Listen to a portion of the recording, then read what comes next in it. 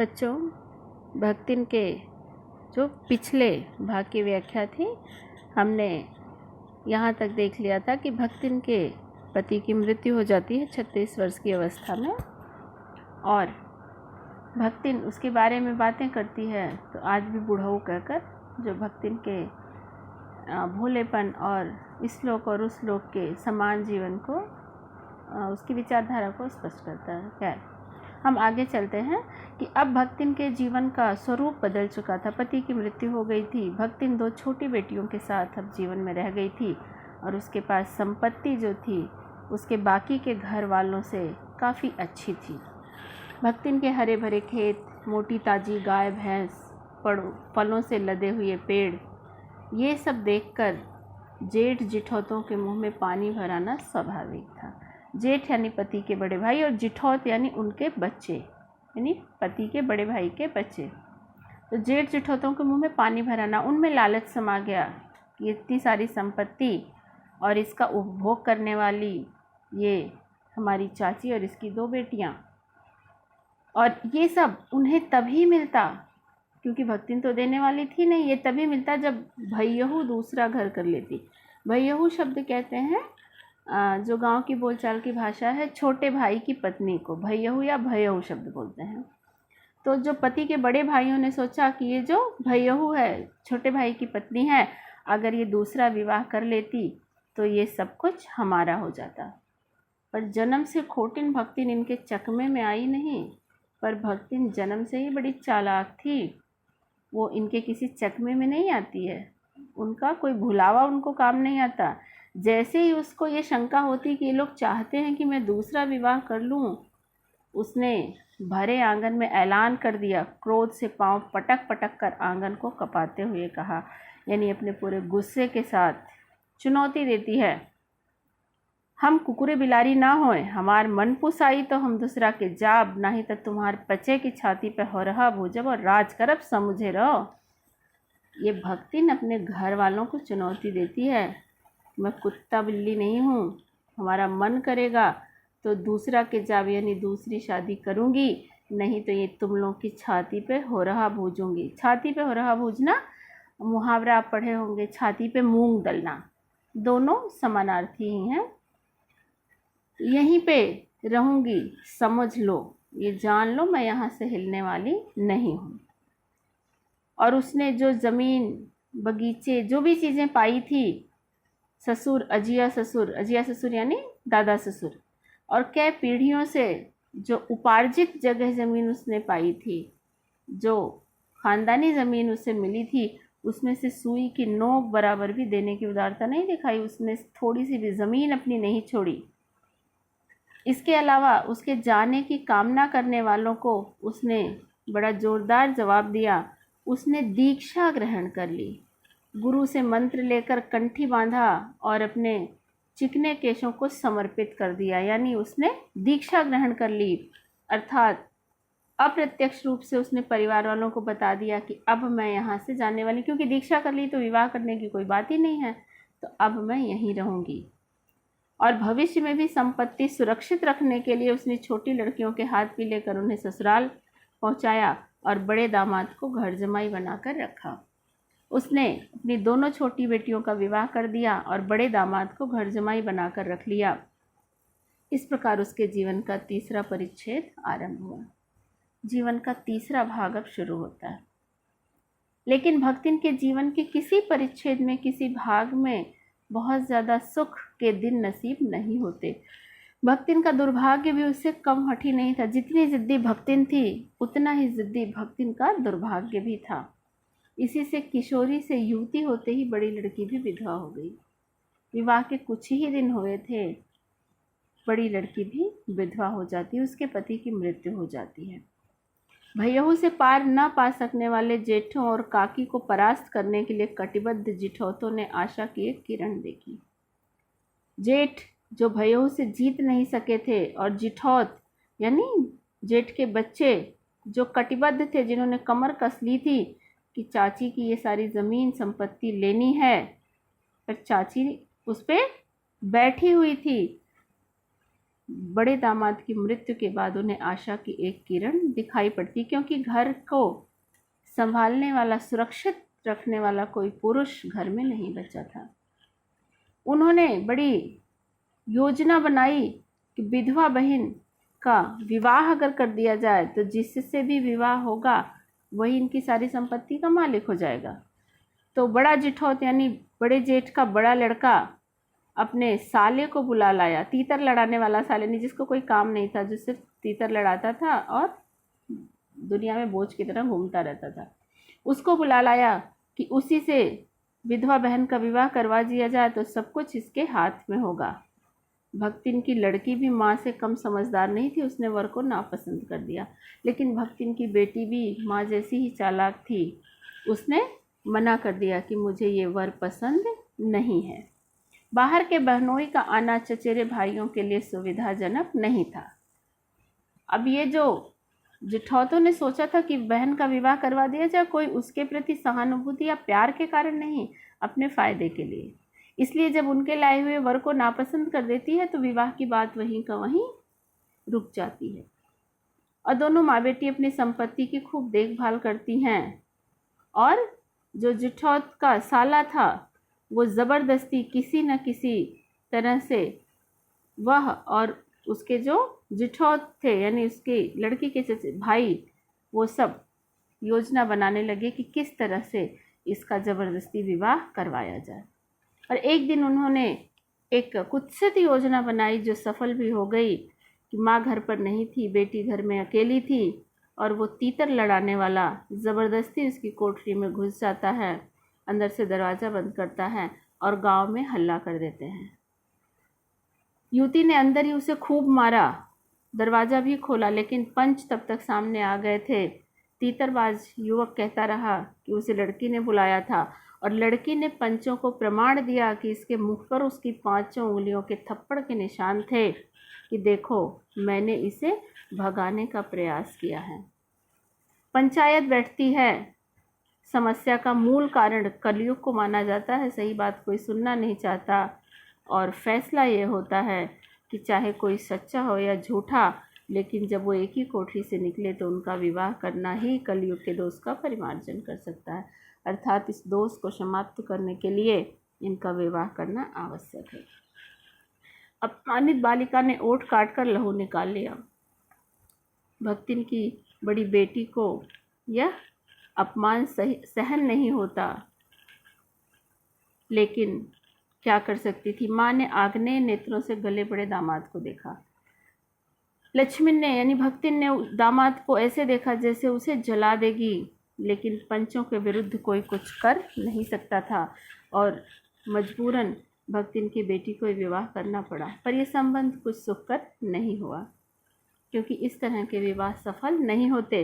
दामाद तो अब निश्चिंत होकर तीतर लड़ाता था, उसे तो भरपूर संपत्ति मिल गई थी, बेटी गुस्से में जलती थी और इस तरह जो परिवार की स्थिति हुई, बड़े दिनों से जो जी जान लगा के संभाले हुए गाय बैल खेत बाग बगीचे सब झुलसने लगे। और एक बार ऐसी स्थिति आई कि ये लगान भी अदा नहीं कर पाए, टैक्स भी जमा नहीं कर पाए और टैक्स या लगान जमा न करने के अपराध में जमींदार ने भक्तिन को कड़ी धूप में खड़ा रखकर उसे सजा दी।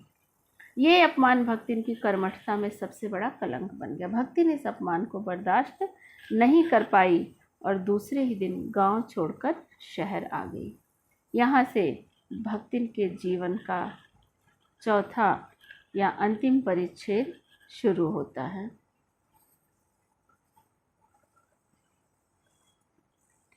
भक्तिन की जब महादेवी वर्मा से मुलाकात होती है, जिस रूप में वो आती है उसका वर्णन आगे ही किया है उन्होंने। घुटी हुई चांद को मोटी मैली धोती से ढांके और मानो सब प्रकार की आहट सुनने के लिए कान कपड़े से बाहर निकाले, भक्तिन जब मेरे यहाँ सेवक धर्म में दीक्षित हुई तब उसके जीवन के चौथे और संभवतः अंतिम परिच्छेद का जो अर्थ हुआ उसकी इति अभी दूर है। अर्थात लेखिका कहती हैं कि भक्तिन के जीवन का चौथा और शायद अंतिम परिच्छेद मेरे यहाँ शुरू हुआ था, उसकी इति, उसकी समाप्ति अभी बड़ी दूर है।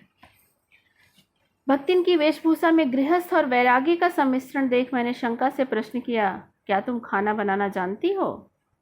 चूँकि महादेवी वर्मा जी को एक रसोई का काम करने वाले की आवश्यकता थी, इसलिए उन्होंने पूछा कि खाना बनाना जानती हो। उत्तर में उसने ऊपर के होंठ को सिकोड़ और नीचे के अधर को कुछ बढ़ाकर आश्वासन की मुद्रा में कहा। भक्ति ने उसका जवाब कितने नाटकीय तरीके से दिया, देखिए। ये कौन बड़ी बात आए, रोटी बनाए जानी थे, दाल रांध लई थे, साग भाजी छौंक सकी थे, और बाकी का रहा। ये कौन सी बड़ी बात है? रोटी बना लेती हूँ, दाल पका लेती हूँ, साग भाजी बना लेती हूँ, और बाकी क्या रहा? खाना बनाने में तो यही है, और कौन सी बड़ी बात है? दूसरे दिन तड़के ही सिर पर कई लोटे औंधा कर उसने मेरी धुली धोती जल के छींटों से पवित्र कर पहनी और पूर्व के अंधकार और मेरी दीवार में फूटते हुए सूर्य और पीपल का 2 लोटे जल से अभिनंदन किया। दूसरे दिन से भक्तिन की दिनचर्या शुरू हो जाती। तड़के यानी भोर में, अर्ली मॉर्निंग, सिर पर कई लोटे पानी डालकर लेखिका की धुली हुई धोती को भी जल के छींटों से पवित्र करती है और पूर्व दिशा में निकलते हुए सूरज को और पीपल को 2 लोटे जल का अभिषेक करती है। 2 मिनट नाक दबाकर जप करने के उपरांत जब वह कोयले की मोटी रेखा से अपने साम्राज्य की सीमा निश्चित कर चौके में प्रतिष्ठित हुई, तब मैंने समझ लिया कि सेवक का साथ टेढ़ी खीर है। और भक्ति नहा धो के अभिषेक करके रसोई में जाती है।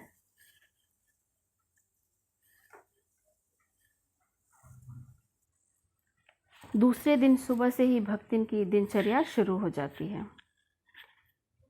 सुबह सुबह नहा धोकर लेखिका की दी हुई साफ सुथरी धोती को भी जल की छींटों से पवित्र करती है और पूर्व के अंधकार और मेरी दीवार से फूटते सूर्य यानी उगते हुए सूरज को और पीपल को जल से अभिषेक करती है। 2 मिनट नाक दबाकर जप भी करती है और फिर कोयले की मोटी रेखा से अपने साम्राज्य की सीमा निश्चित कर चौके में प्रतिष्ठित हुई। रसोई में जाती है और वहाँ अपनी एक लक्ष्मण रेखा बना लेती है कोयले से खींच के कि इसके अंदर किसी और का आना वर्जित है। लेखिका कहती मैं समझ लेती हूँ कि सेवक का साथ टेढ़ी खीर है, बड़ा मुश्किल है इस भक्तिन के साथ चलाना। लेखिका कहती हैं अपने भोजन के संबंध में मैं नितांत वीतराग हूँ, यानी खाने पीने में मुझे कुछ ऐसा नहीं, कुछ स्पेशल चाहिए, कुछ विशेष। मैं बड़ी वीतराग हूँ, सन्यासी प्रकृति की हूँ कि जो मिलता है सब खा लेती हूँ। फिर भी मैं पाक विद्या के लिए अपने परिवार में प्रख्यात हूँ। मैं बड़ा अच्छा खाना बनाती हूँ, ऐसा घर के लोग मानते हैं। और जब कोई ऐसा व्यक्ति हो जो बड़ा अच्छा खाना बनाता है तो दूसरे की बनाई हुई चीज़ों में बड़ी नुक्ताचीनी, बड़े नुक्स निकालता है। तो मेरा भी मन तो अंदर से कर रहा था कि मैं भी जाके देखूं भक्तिन क्या कर रही है, रसोई में कैसे बना रही है। लेकिन जब उसकी लक्ष्मण रेखा में देखी तो मुझे ध्यान आया कि अगर मैं रसोई के पास चली गई, कहीं कुछ छू गया, तो भक्तिन जैसा छूत पाक, पवित्रता, अछूत अछूत की बात मानने वाला ये दिन भर भूखी ही रह जाएगी। और भक्तिन की शंका को दृष्टि में छिपा निषेध, भक्तिन की आंखों में मैंने एक मनाही, एक मना करने का, एक विरोध का भाव देखा कि यहाँ पे आना मत। और ये सब देखकर वो कोयले की रेखा मेरे लिए लक्ष्मण रेखा के समान दुर्लंघ्य हो उठी, अर्थात उस रेखा को पार करने का साहस मुझे नहीं हुआ और मैं रसोई तक नहीं जा पाई। निरुपाय, अब कोई उपाय मेरे पास नहीं था, इसलिए चुपचाप अपने कमरे में पड़ी हुई किताब से अपने आप को ढके हुए ये प्रयास करने लगी कि आज से मेरी रसोई में किसी और का अधिकार हो गया। आसीन अनधिकारी, मेरी रसोई का अधिकारी कोई और हो गया। अनधिकारी जिसे कोई अधिकार दिया नहीं था मैंने, फिर भी उसने ले लिया था कि ये सब कुछ मेरा है, ये रसोई मेरी है और अब मैं भी वहाँ नहीं जा सकती। तो मैं किसी तरह से भूलने का प्रयास करने लगी। भोजन बन गया, मुझे सूचना मिली और निश्चित सीमा के भीतर निर्दिष्ट स्थान ग्रहण किया। मुझे जो जगह बताई गई मैं वहाँ बैठ गई। भक्तिन बड़ी खुश होकर और बड़ी संतुष्ट होकर मुझे खाना परसती है। मेरी फूल की थाली, फूल एक तरह की धातु होती थी जो 2-3 धातुओं के मिश्रण से बनती थी। उस समय इसे फूल इसलिए कहा जाता था कि वो काफ़ी हल्की धातु होती थी, क्योंकि तब ज़्यादातर पीतल और तांबे वगैरह का प्रचलन था। उसकी तुलना में ये धातु थोड़ी हल्की मानी जाती थी, तो इसे फूल कह दिया गया था। तो मेरी उस थाली में खाना परसती है। खाना क्या है? 1 अंगुल मोटी और गहरी काली चित्तीदार 4 रोटियां, यानी 4 मोटी मोटी थोड़ी जली सी रोटियां, और थाली को ही टेढ़ी कर उसी में दाल डाल दी गई, कटोरी वटोरी में नहीं, सिर्फ दाल और रोटी। अब बड़ी खुश होकर परसती है कि मैंने क्या खाना बनाया। उसके उत्साह पर तुषारपात करते हुए मैंने रुआंसे भाव से कहा, लेखिका को ये खाना देख के रोना आ जाता है। और भक्तिन का जो उत्साह था, जिस ढंग से लेखिका ने पूछा, उसके उत्साह पर बर्फ पड़ गई, उसका उत्साह दब गया। लेखिका ने जैसे ही पूछा यह क्या बनाया है, तब वह हतबुद्धि उठी। मैंने जैसे ही पूछा कि क्या बनाया है, तो ऐसा लगा भक्तिन बड़ी दुखी हो गई, उसकी बुद्धि काम नहीं कर रही कि क्या पूछ रही, क्या बनाया, दाल रोटी समझ में नहीं आ रही। फिर उसने सफाई दी कि रोटियां अच्छी सेंकने के प्रयास में कुछ अधिक खरी हो गई हैं, कि रोटियां कच्ची न रहें इस चक्कर में जल गईं, लेकिन बहुत अच्छी हैं, खा के देखिए। तरकारियां थी, सब्जी घर में थी, लेकिन जब दाल बनी है तो सब्जी क्यों बनाना, बचत करना सीखो, दाल से रोटी खाई जा सकती है। शाम को दाल नहीं बनाकर सब्जी बना दूंगी, ऐसा उन्होंने लेखिका से भक्तिन ने कहा। दूध घी मुझे अच्छा नहीं लगता, लेखिका कहती है कि भक्तिन ने मुझे कहा कि दूध घी तो तुम खाती नहीं हो, नहीं तो रोटी के साथ दूध घी दे देते। अब ना हो तो अमचूर और लाल मिर्च की चटनी पीस ली जाए। अब अगर तुम्हें दाल रोटी बड़ी सादी लग रही है तो कहो तो अमचूर और लाल मिर्च की चटनी बना लेती हूँ। उससे भी काम न चले तो गांव से लाई हुई गठरी में से थोड़ा सा गुड़ दे देगी। लेखिका के सामने ये प्रस्ताव भी रखती है कि अगर चटनी से भी काम नहीं चले तो गांव से जो मैं गुड़ लाई हूँ वो थोड़ा दे दूंगी। और शहर के लोग क्या कलाबत्तू खाते हैं, शहर के लोग क्या कोई जादुई खाना खाते हैं जो आप नहीं खाएंगी, और मैं कोई अनाड़ी या फूहड़ नहीं हूँ। इस तरह से मेरे बनाए खाने को ना देखो, मैं फूहड़ नहीं हूँ, मैं इतनी खाना बनाने में बुरी नहीं हूँ। मेरे ससुर, पितिया ससुर, अजिया ससुर आदि ने उसकी पाक कुशलता के लिए बड़े मौखिक प्रमाण पत्र दिए हैं। मेरे ससुर लोगों ने मुझे सर्टिफाई किया है कि मैं बड़ा अच्छा खाना बनाती हूँ, इसके लिए मुँह ना बनाओ, चुपचाप खा डालो। भक्तिन के इस सार गर्भित लेक्चर का प्रभाव यह हुआ कि मैं मीठे से विरक्ति के कारण बिना गुड़ के और घी के रुचि के कारण रूखी दाल से एक मोटी रोटी खाकर, अर्थात भक्तिन ने इतना भाषण दिया कि लेखिका को मीठा पसंद नहीं था और घी खाती नहीं थी, तो दोनों के अभाव में वो रूखी दाल से एक मोटी रोटी खाकर यूनिवर्सिटी पहुंचती और न्याय सूत्र पढ़ते पढ़ते शहर और देहात के जीवन के अंतर पर विचार करने लगी। वहाँ पढ़ते हुए शहर और गांव के बीच के इस अंतर को, खाने पीने के अंतर को, सोच को, उन चीज़ों में तुलना करती हुई पड़ी रही। लेखिका कहती, अलग भोजन की वैसे तो मुझे व्यवस्था की कोई ज़रूरत नहीं थी, लेकिन मेरा स्वास्थ्य थोड़ा गिर रहा था और परिवार वालों को मेरे खाने की थोड़ा चिंता रहती थी, इसलिए मैंने अपने सादे खाने के लिए या अपने लिए भक्तिन को खाना बनाने वाले के रूप में रखा था। लेकिन ये ऐसी आ गई कि उपचार का प्रश्न ही खो गया, कि मेरी मर्जी का खाना बनाने की तो बात ही छोड़ो, अब तो ऐसा लग रहा था कि जो बनाएगी वही खाना पड़ेगा। मैं अपनी असुविधाएं छिपाने लगी, मैं कुछ बोल नहीं पाई, क्योंकि भक्तिन का स्वभाव ऐसा हो गया है कि वह दूसरों को अपने मन के अनुसार बना लेना चाहती है, पर अपने संबंध में किसी प्रकार के परिवर्तन की कोई गुंजाइश या कोई कल्पना नहीं रहने देती। भक्तिन अपने मर्जी से दूसरों को ढाल लेती, पर दूसरों की मर्जी से ढलना उसके लिए संभव नहीं है। इसी से आज मैं अधिक देहाती हूँ, पर उसे शहर की हवा नहीं लग पाई। लेखिका कहती, मैं ज़्यादा देहाती हो गई भक्तिन के संसर्ग में रहते हुए, भक्तिन के संपर्क में रहते हुए, लेकिन भक्तिन को शहर की कोई हवा नहीं लगाई, क्योंकि वो दूसरों के अनुसार ढलती नहीं है, दूसरों को ढाल देती है। भक्तिन ने मुझे क्या क्या चीज़ें बता दी। मकई का रात को बना दलिया सवेरे मट्ठे से अच्छा लगता है, बाजरे के तिल वाले पुए गरम नहीं ठंडे अच्छे लगते हैं, ज्वार के भुने हुए भुट्टे के हरे दानों की खिचड़ी बड़ी अच्छी होती है, सफ़ेद महुए की लपसी सारे संसार के हलवों से अच्छी होती है। ये सारी चीज़ें मुझे क्रियात्मक रूप से सिखाती, क्रियात्मक यानी बना बना के खिलाती है, सिर्फ सुनाती नहीं, ये सब खिलाती भी है, चाहे मुझे अच्छा लगे या नहीं। लेकिन इलाहाबाद का रसगुल्ला आज तक भक्तिन के पोपले मुंह में प्रवेश करने का सौभाग्य नहीं प्राप्त कर सका, पर मैं आज तक उसे रसगुल्ला नहीं खिला पाई। मैं कितना भी नाराज़ होती हूँ, उसने कभी साफ धोती पहनना नहीं सीखा, और मैं जो कपड़े धोकर फैलाती हूँ उसे तह करने के बहाने और भी ज़्यादा सिलवटों से भर देती है। इस तरह से तह करती है कि उसमें और ज़्यादा सिलवटें पड़ जाती हैं। मुझे उसने अपनी भाषा की बहुत सारी दंत कथाएं, बहुत सारी छोटी मोटी कहानियां याद करा दी हैं, लेकिन मेरे लाख कहने के बाद भी आए कहने के स्थान पर जी कहने का शिष्टाचार नहीं सीख पाई। मैंने उसे बड़ा सिखाया कि जब मैं मुझे बुलाऊं तो आए कहकर जवाब मत दिया करो, जी कहा करो, लेकिन भक्तिन ने ये बात आज तक नहीं सीखी। लेखिका कहती है भक्तिन अच्छी है ये कहना कठिन होगा, क्योंकि उसमें दुर्गुणों का अभाव नहीं। भक्तिन बहुत अच्छी है ये कहना मेरे लिए बड़ा मुश्किल है, क्योंकि उसमें बहुत सारी कमियां हैं। वो हरिश्चंद्र नहीं है, पर नरोवा कुंजरोवा कहने में भी विश्वास नहीं करती। हमेशा सत्य नहीं बोलती, लेकिन घुमा फिरा के झूठ भी नहीं बोलती। मेरे इधर उधर पड़े रुपए पैसे भंडार घर की किसी मटकी में कैसे अंतर्हित हो जाते हैं, रहस्य भक्तिन जानती है।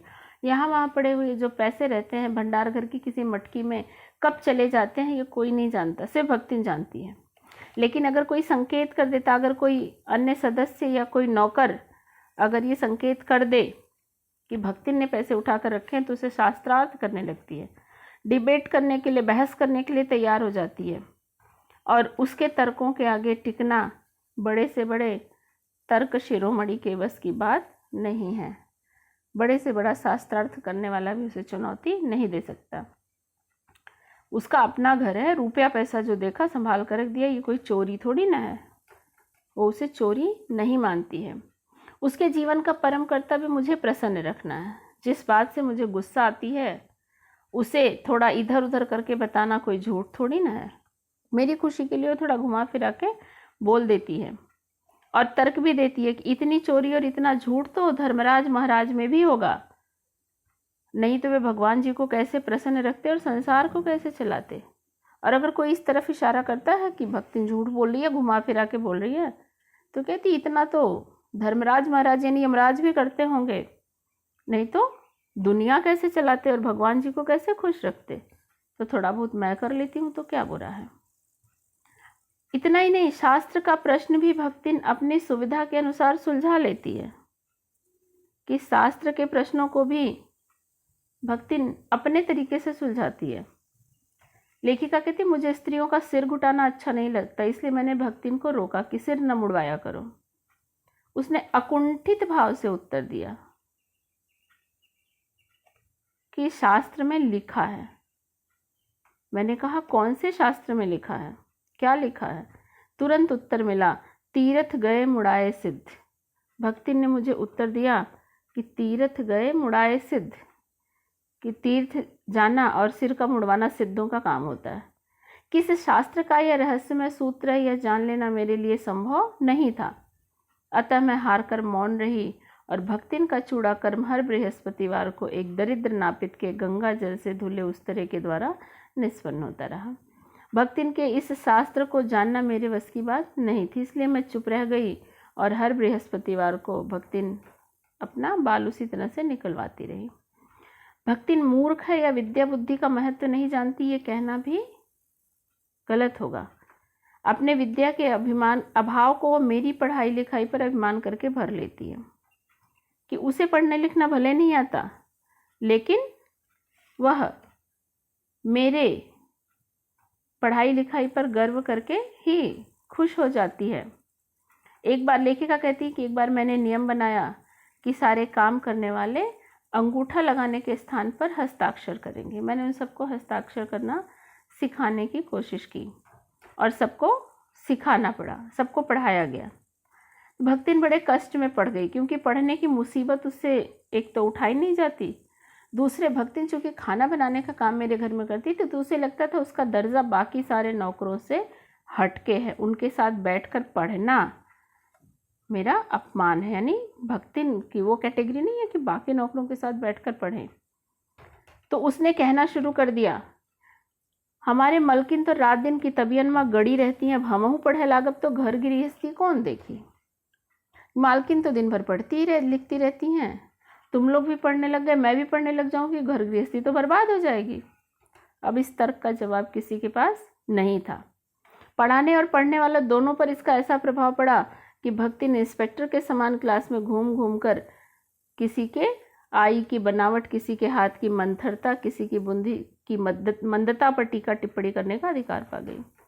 खुद कुछ नहीं पढ़ी लिखी, लेकिन दूसरों को सुपरवाइज करना, दूसरों को देखना, बड़ा धीरा लिख रहा है, बड़ा गंदा लिख रहा है, इसके पास बुद्धि नहीं है, इस तरह से वो उसमें भी देख रेख करने लगी। उसमें भी उसने अपना सिक्का जमा लिया। उसने तर्क दिया कि उसे तो अंगूठा देकर वेतन लेना नहीं है, इसलिए मैं क्यों जाऊं पढ़ने, मैं तो सबका देखूंगी कौन अच्छे से पढ़ रहा है कौन नहीं। वो अपने तर्क ही नहीं, तर्कहीनता के लिए भी प्रमाण खोज लेने में पटु है। यानी जरूरी नहीं कि कोई सुतर्क ही दे, वो कुतर्क देने में भी बड़ी आगे है। अपने आप को महत्व देने के लिए अपने मालकिन को असाधारण बनाती है, और इसके लिए प्रमाण की ढूंढ खोज भी आवश्यक हो उठती है कि वो असाधारण, वो स्पेशल तभी बनेगी जब मैं बनूंगी, क्योंकि वो मेरी खास है। और इसलिए मुझे भी ज़बरदस्ती असाधारणता की तरफ बहुत ऊंचा ऊंचा उठाती है, मेरे लिए बहुत बड़ी बड़ी बातें कहती हैं।